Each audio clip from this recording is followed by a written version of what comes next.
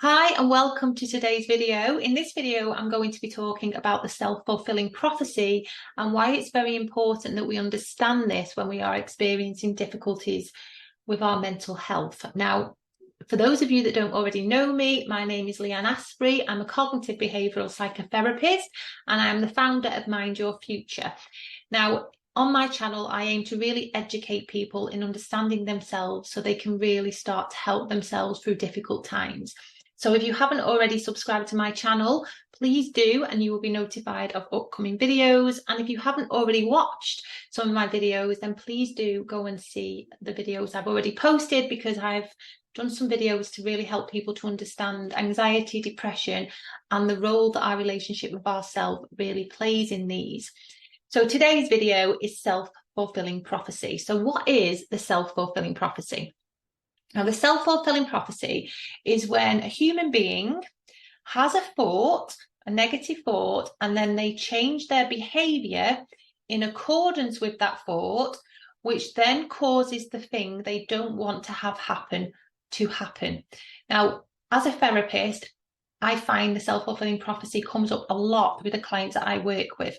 And the reason why it's really important for me to help people to understand it is that it is actually a really big cause of the reasons why people believe their thoughts to be facts, okay? So somebody has a negative thought, they believe it to be true, they then change their behaviour in accordance with that thought, which then causes the thing they don't want to have happen to happen. So what then happens is that person believes that they knew that that was going to happen because they had the thought before it happened. So then that kind of strengthens their belief that their negative thoughts are facts, which then keeps the problem going, because every time they have a negative thought, they're going to believe that it's going to happen.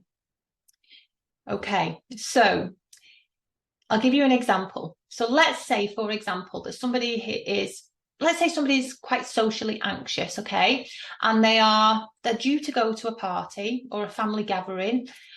And before the party, they're starting to get quite anxious, and they're having thoughts that, well, what if I get there and nobody talks to me and I'm sat on my own, and what if it's really embarrassing?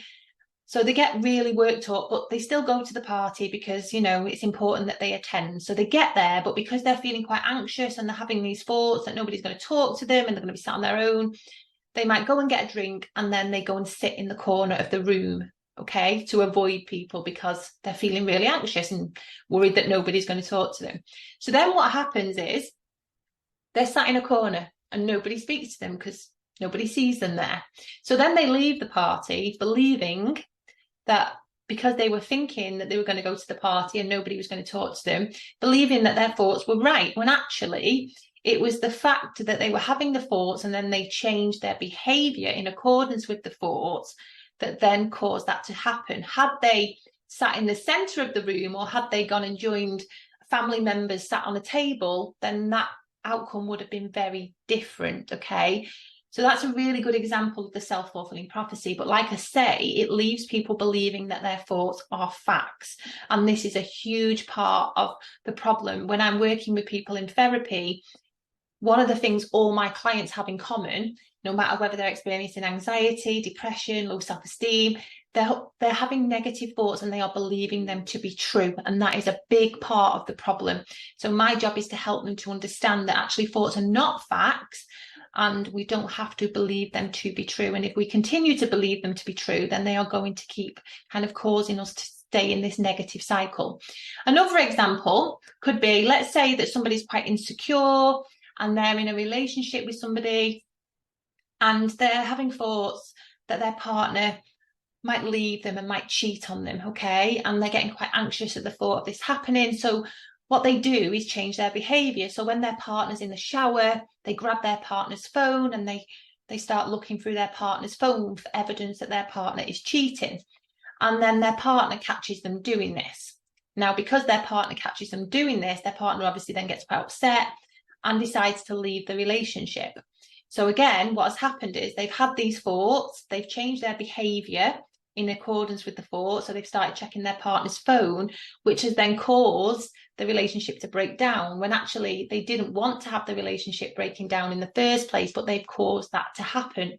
Had they not checked their partner's phone, then that relationship may not have broke down. So that is, again, a really good example of the self-fulfilling prophecy. Now, what we need to understand, like I've just said, is thoughts are not facts. And what I say to my clients is, a really good way of understanding your thoughts is kind of reminding yourself that your thoughts are reminding you of what you do not want. That's a really good way of seeing our negative thoughts, as a reminder of what we do not want. So the first example, someone was having thoughts about going to a party and being sat on their own. That's their brain reminding them that they don't want to have that happen. And the second example, someone's worrying about their partner cheating on them, is their brain reminding them that they do not want to have that happen.